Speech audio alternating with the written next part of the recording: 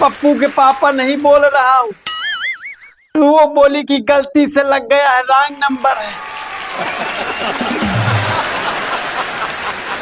तो मैंने सिर्फ इतना कहा, तो क्या हुआ, रॉन्ग नंबर है तो एड्रेस बता दीजिए, मैं पहुंचा दूंगा। भाई साहब वो भी मुझे अनाप शनाप गाली देने लगी, मतलब भलाई का जमाना ही नहीं है। अच्छा, कल मैं और मेरी पत्नी बैठी थी तो अचानक उसके मन में पता नहीं कहां से ख्याल आया। उसने बोला कि जो मेरे कपड़े पुराने हैं उसको डोनेट कर दो। मैंने कहा कि देखिए ऐसा है, डोनेट वोनेट कुछ मत करो, पड़ा रहने दो, क्या डोनेट करोगी पुराने कपड़े। तो फिर वो बोली, अरे बहुत सारे गरीब लोग हैं जिनके यहाँ खाने की भी व्यवस्था नहीं है, कपड़े भी उनके पास ढंग से नहीं है, तो दे दो, वो पहन डालेंगी। भाई साहब मैंने सिर्फ सच्चाई बोला था। मैंने सिर्फ इतना कहा था कि तुम्हारे साइज का जो कपड़ा है ना, जो खाने पीने के लिए मर रहा होगा, जो गरीब होगा, उसको तो फिट नहीं आ सकता है। अब मुझसे इस बात से वो लड़ने लगी कि मुझे मोटी बोल रहे हो।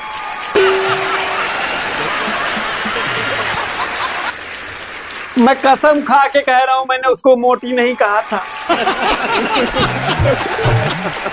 लेकिन मैंने अपने जीवन में एक चीज तो सीख लिया है कि अगर आपको खुश रहना है जिंदगी में तो पहले दिल की सुनो, उसके बाद फिर दिमाग की सुनो, लेकिन करो वही जो पत्नी कहे।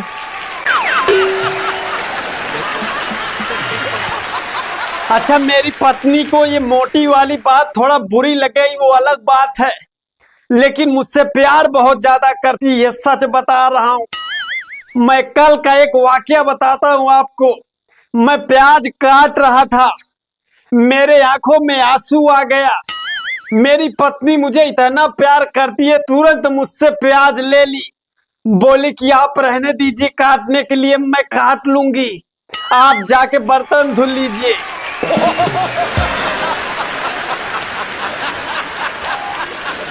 ये होता है प्यार पत्नी का, मतलब मेरे आंखों का आंसू नहीं देख सकती हो। अच्छा, जब मैं पूरा बर्तन धुल लिया, बर्तन धुलने के बाद फिर मैं हाथ धुलने लगा, तो मेरे दिमाग में एक बात आई कि भाई साहब ये जो दोनों हाथ हम धुलते हैं ना, वास्तव में इसको हम नहीं धुलते हैं, ये दोनों हाथ आपस में खुद ही एक दूसरे को धुल लेते हैं।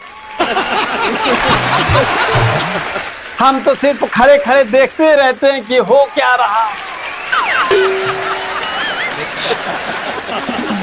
अच्छा, आजकल के लड़के लव के चक्कर में बड़ा परेशान है, मतलब छोटे छोटे हैं, लव के चक्कर में पड़ जाते हैं। तो आज मैं आप लोगों को बता दूं कि लव क्या है वास्तव में।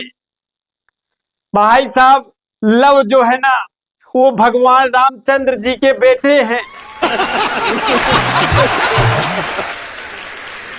मतलब हमेशा उल्टा ही मत सोचा करिए।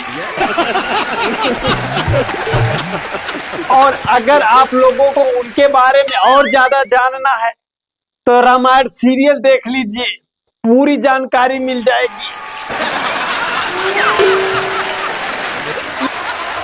अच्छा, आजकल अपने यहाँ सबसे ज्यादा ट्रेंडिंग में चल रहा है एनिवर्सरी मनाना, मतलब शादी हुई इतने धूमधाम से एनिवर्सरी मनाया जाता है, मतलब 364 दिन लड़ती हैं अपने पति से, लेकिन 365वें दिन यानी जिस दिन एनिवर्सरी होती है भाई साहब, इतने धूमधाम से मनाई जाती है, ऐसा लगता है कि मतलब पूरा देवी देवताओं की तरह रहते हैं ये लोग।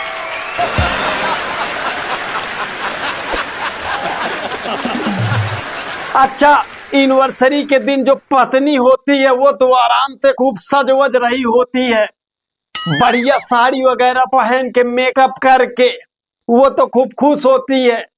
ऐसा नहीं है कि पति नहीं खुश होता है, पति भी खुश होता है, बस फर्क होता है दोनों में। पत्नी इसलिए खुश होती है कि आज वो तैयार हो रही है, एनिवर्सरी मनाई जाएगी उसकी, और बेचारा पति इसलिए खुश होता है कि चलिए कम से कम आज तो हमसे नहीं लड़ेगी।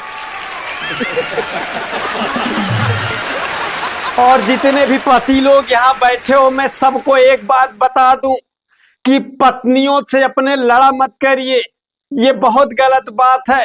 सोचिए कि जो स्त्री एक कपड़ा लेने के लिए पूरी साड़ी की दुकान तहस नहस करवा देती है, अब आप ही सोचिए कि पूरी दुनिया को छोड़ के वो आपको पसंद की है, तो थोड़ी सी तो इज्जत उसकी किया करिए।